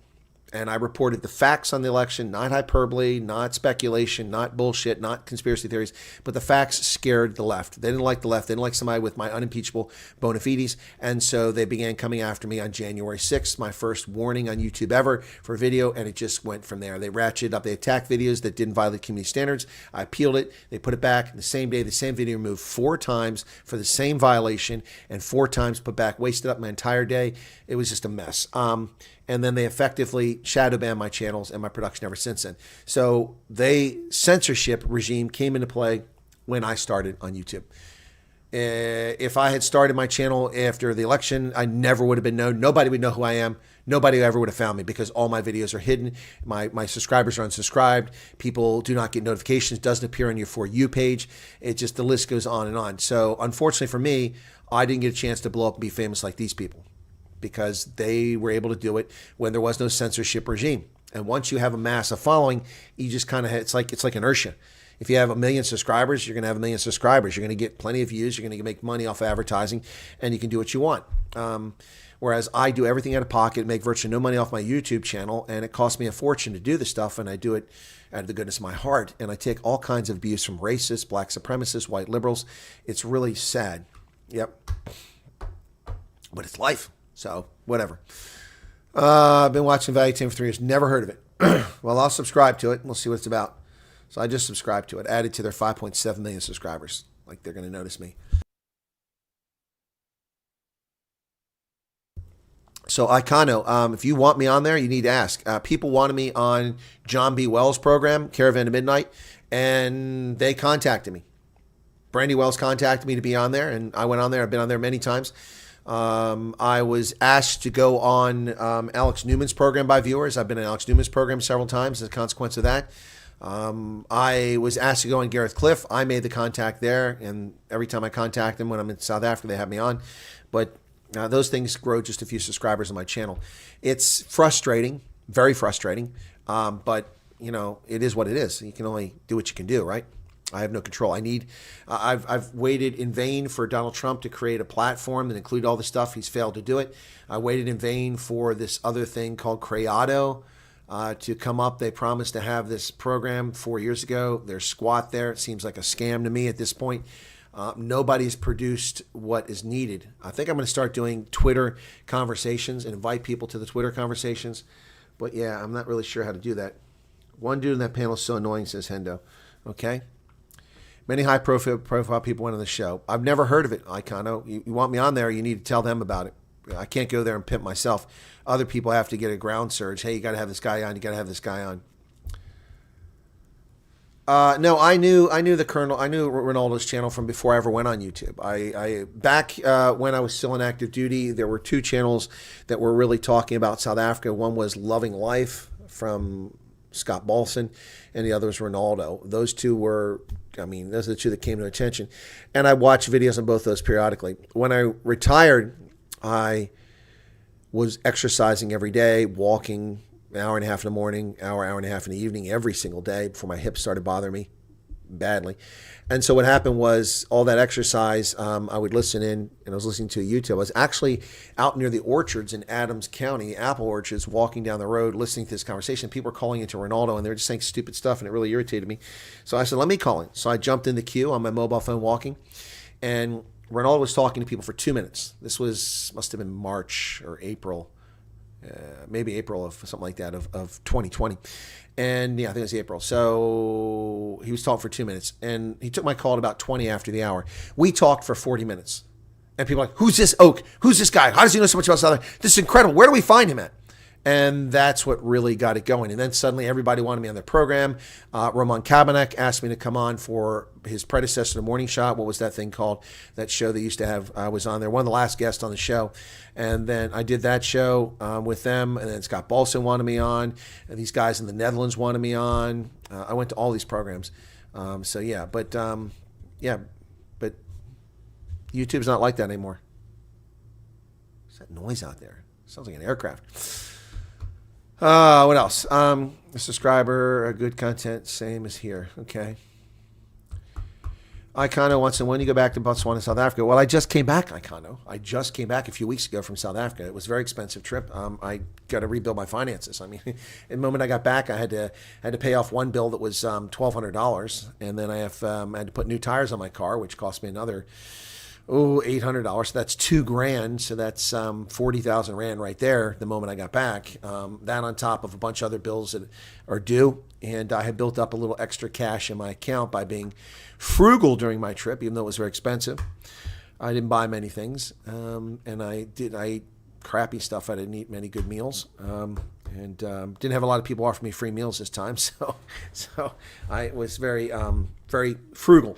And I saved extra money in my account, which I need to pay off these bills. So I don't know when I'll have the cash again. The inflation has really caused pain for me too, not just for people who are at the bottom end of the economic spectrum. Those this is middle, it's been quite painful as well. So maybe December. Thinking maybe a December trip to South Africa. Maybe spend Christmas in South Africa. I don't know. Maybe not. I don't know. So the next trip to South Africa, I want to do something different than I've done previously. Arctic says you decide not to stay in Pretoria where we would feed you steak and drovers. Well, who's offering the accommodation in Pretoria, Arctic? I've had people sponsor and pay for accommodation there before. I've had people near Pretoria, but nobody in Pretoria offer me accommodation. So I can't. I have people offer to pay for multiple nights, and I feel guilty. I can't do that. I've accepted a few nights from people, but multiple nights is very. This last trip, someone offered to pay for my stay in the Marriott, but it didn't work out. And they offered to pay again. It didn't work out. So I paid for all that. And that ate me alive. I spent 5 nights in the Marriott, and every night cost me over $100. That's $500. 20,000 rand. No, 10,000 rand, excuse me. 10,000 rand to stay in the Marriott. So, and the reason I needed to stay in Marriott is because I was in the press box covering the game. So, but it was pretty cool. I met all kinds of people. I saw Gary Gold walking out when I was walking to go into is it Checkers? It's there? I think it's Checkers. Which grocery store is there? But I was going in there, and Gary Gold was walking by, and I'm like, hey, Gary. He turned around and said, hey, Chris Wyatt interview. Oh, yeah. So we took a selfie. That was pretty cool. And I ran into a bunch of people in the stadium. I really love that, going to Loftus when there's a big crowd there and people recognize me. They come down and say, hey, Colonel should be on Biz News, State of the Nation. I'm on Biz News frequently now, Icono, but that's courtesy of a connection. People criticize me and attack me for some of the people I interview. So I've been attacked by the extreme right for interviewing Neil De Beer. I've been attacked by the extreme left for interviewing Neil De Beer. Neil DeBeer is a newsworthy person. And I talked about him, and I met him, and I covered his party's politics. But I also covered Action SA, covered Freedom Front Plus, covered ACDP, covered the EFF, covered the ANC. So, you know, it's people are just being silly. Bullenbush is awesome. There's a Bullenbush in Habarone. It's all right, but I hate the dirt road getting there. You travel the world, hard job on your birthday. Yep.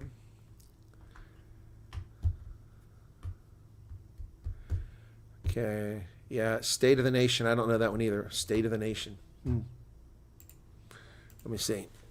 YouTube.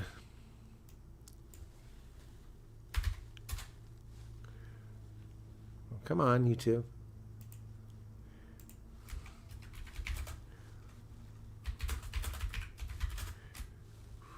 Mike Sham? State of the Nation, Mike Sham. Never heard of it. He's got 31,000 subscribers. Got a sponsor. Oh, he's in South Africa. I'll subscribe to it. Never heard of him.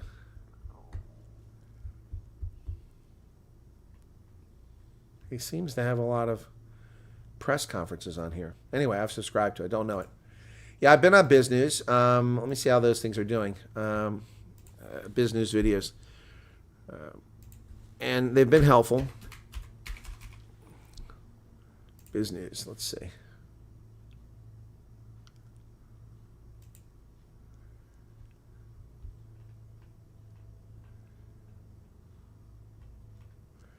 I'm looking for the ones I've been on. I haven't seen it. I don't see them here.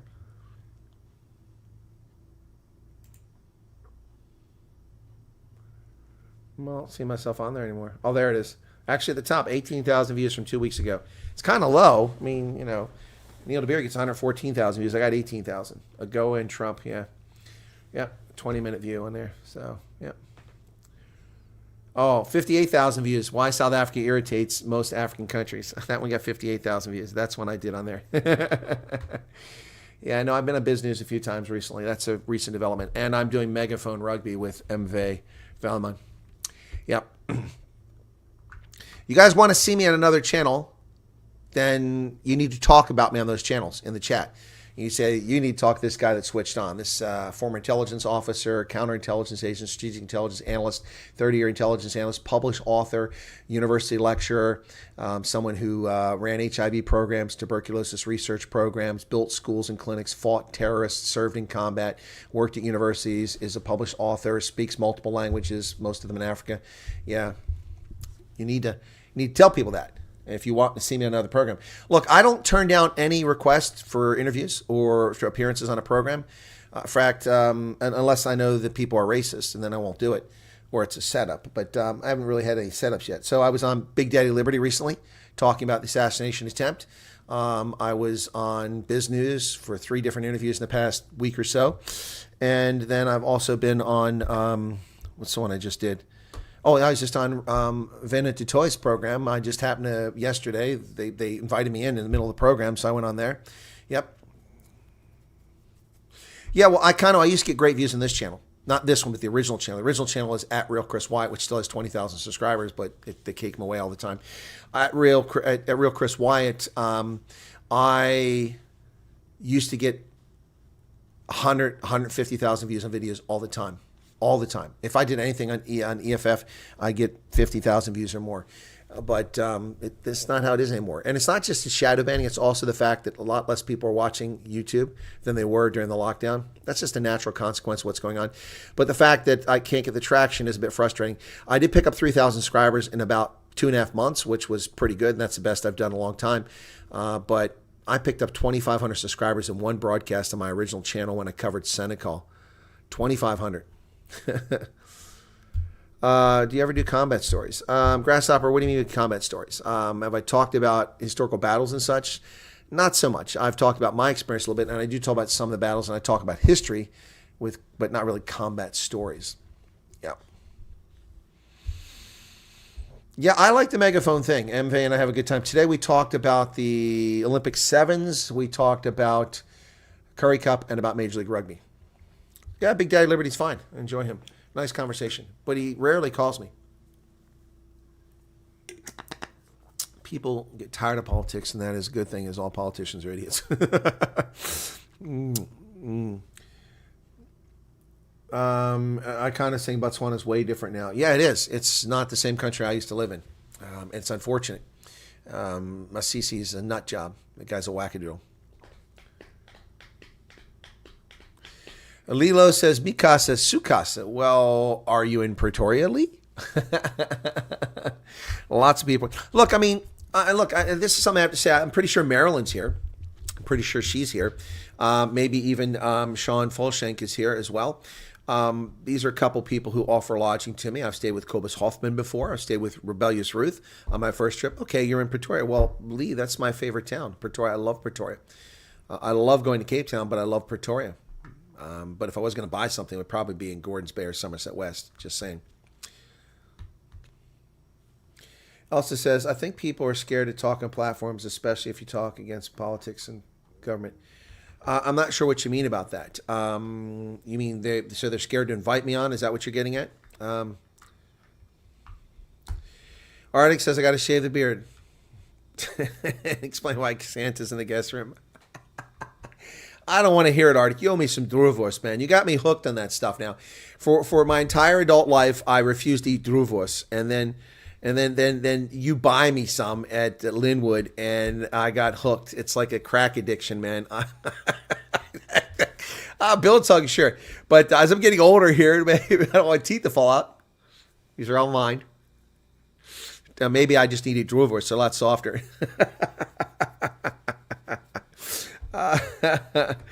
Yeah, so no, you got me hooked on that stuff. So yeah, it's pretty good. But no, but again, back to what I was saying. So Marilyn and Sean and others, Ruthie and others, Koketsu Watsani's mom have offered lodging in their homes. I'm not comfortable staying in people's homes. Cobus Hoffman, I stayed with them as well. It's nice of people to do that. It's really nice to go there and meet people. And in the case of Marilyn and Lindsay, I really feel like I'm at home with them. They're not, I mean, they're older than me. I mean, can I do the math? Could they be my parents? Maybe not. They're not quite old enough to be my parents, but I kind of feel like that when I hang out with them. And I stay in a separate building. I got a place all to myself. So that I don't feel like I'm imposing. And it's okay. When I go stay with people the first time, I'm okay with that because, you're meeting people. But I don't like imposing people come back a second time. You have a blue wild wildebeest. Wow, that's pretty cool. Yeah, but I'm still waiting for somebody really well connected like Patrice Motsepe or Julius Malema or Louis Liebenberg to offer me an overnight in their place.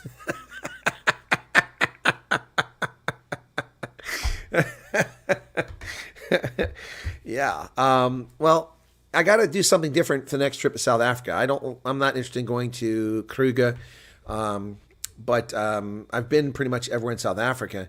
So there are some exceptions. I haven't spent much time in Mpumalanga, but I do need to do something different the next trip and got to figure it out. I can't go in October because I've got commitments.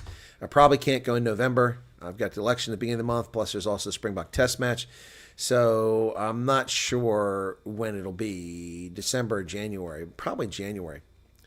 Trump make another business forum like the first one, the president, which is called Steve. I don't know, Icano, possibly. Hey, Shireen, how's it going? It's okay. Missed you at the meet and greet. Hope you're well. Had a cool meet and greet in Durban. Yeah, look, the other thing, too, is I really go out of my way. I think most people know this. Not everybody appreciates this, but I really go out of my way to go meet people and go places. And this last trip, one of the reasons why there was such a high cost is that I wound up going everywhere, pretty much everywhere, except to the Northern Cape. I had not planned to go to the Eastern Cape at all, but I wound up going.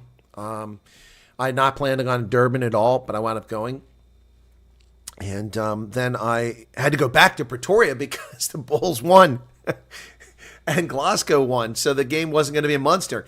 So the game, instead of Munster, wound up being in Loftus. There's no way I'm going to miss that. The final of URC, I'm in South Africa. That's just insane. I mean, flying over alone would cost me a few grand. I'm already here. So I spent a few $100 to fly back up there, round trip, rent another car, and just go up for the day, overnight, and stay in the hotel again. It was crazy. Yeah. So, I mean, I really try. I've driven long distances from Pretoria to Zeerust to meet with people. I've driven from from Joburg to Durban, from Durban to Clarence back to Joburg, and all of the Western Cape. Those are short trips. I mean, that's nothing compared to driving. I've driven from George and Mossel Bay over to PE. Although I didn't do the driving. That was Rob Hutchison who did the driving. December, January will be hot in South Africa, so choose your destination wisely. Oh, that's true. Yeah, nobody plans to go to Durban anymore.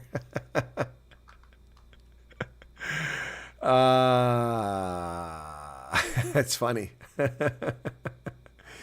Do I enjoy cooking? Yeah, but I don't do a lot of it. Proper cooking, I did back in the day, but it's time consuming, so it's not really of interest to me anymore.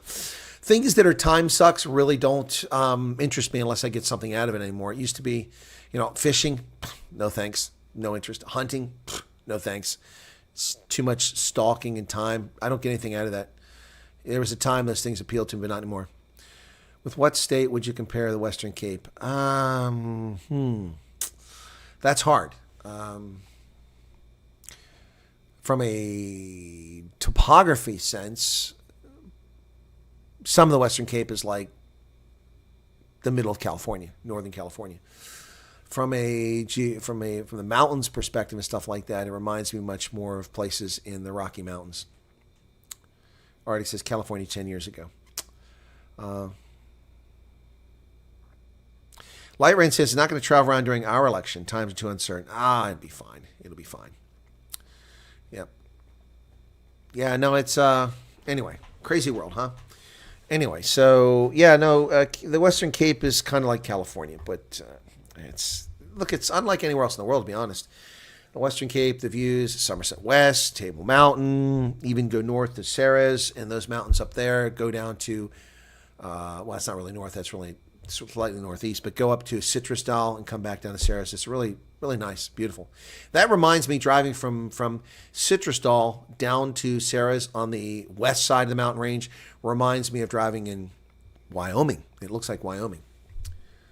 If you like bush, silence, nature, it'll be hot. Look up Hoedspruit. Yeah, no. I'm not looking for nature. I'm just looking to do something different. So on the trip last year, I'd never been up the West Coast. And last year I went up to past the Kuberg, up to, I went to Veldrift, but I stayed in, what's the place? IJsselfontein, then Veldrift, then went over to Citrusdal, where the road had been washed out. It was really warm. That was a warm day. Had my hoodie on, too. It was brutal.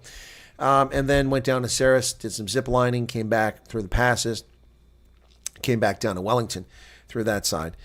I've gone to Hermanus, I've gone to Simonstown, I've gone to Noordhoek, and this last time I made a trip I had made in over 20 years around the other side, going to the back side, and a nice view. I'd come down from the north before and went through Hout Bay. This time I came from the south side and went up through Hout Bay. It was awesome.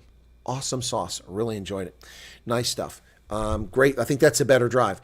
Coming from the south, going up to Hout Bay is unbelievable. Going the other direction is nice, but, it's really cool going that way. Yes. Katrina Asal, who's in her late 80s. If I can meet her in Uppington, that and going to see Venant would be worth going up there again. Yep.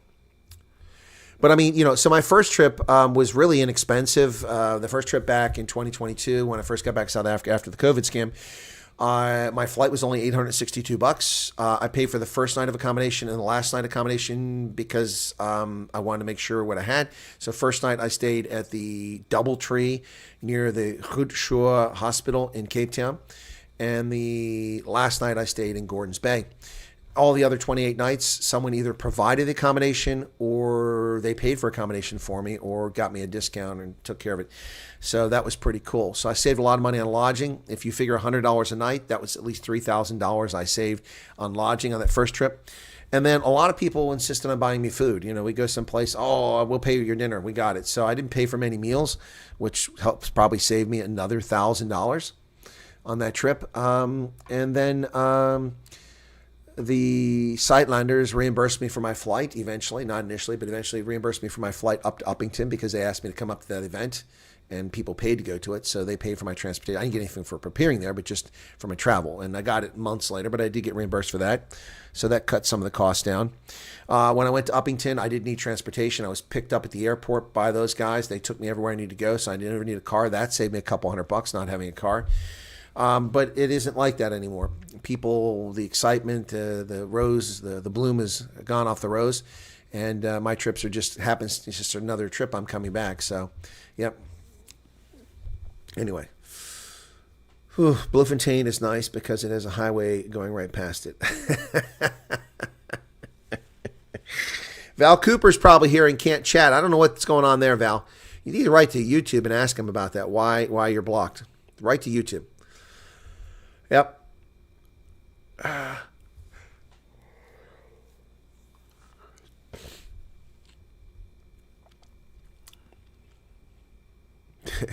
Durban is nice. Bloemfontein is nice. But look, I had no problem with Bloemfontein. I enjoyed it the last time there. That first trip there was pretty cool. Chris Marie and who else? Gosh bless it. Someone else helped set some things up there for Bloemfontein.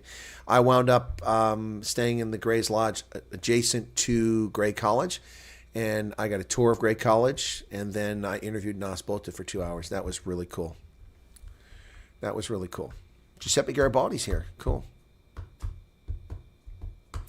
Anyway, all right, folks. Shall we wrap it up here? It's been going on 2 hours. Thanks a lot for tuning in today. Really appreciate it.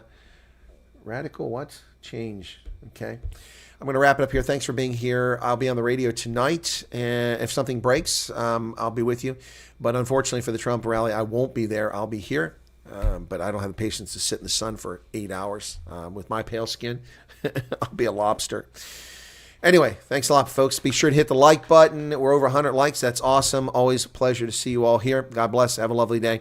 Thanks for the recommendations. If you want to see me on those other programs, you need to mention me on there and get them interested in checking me out, and I'll be happy to go on there. You're very welcome, and God bless to everybody. Lee, I might take you up on that offer. Thank you. Next time I'm in Pretoria. Good night, everybody. God bless, and thanks for being here. Cheers.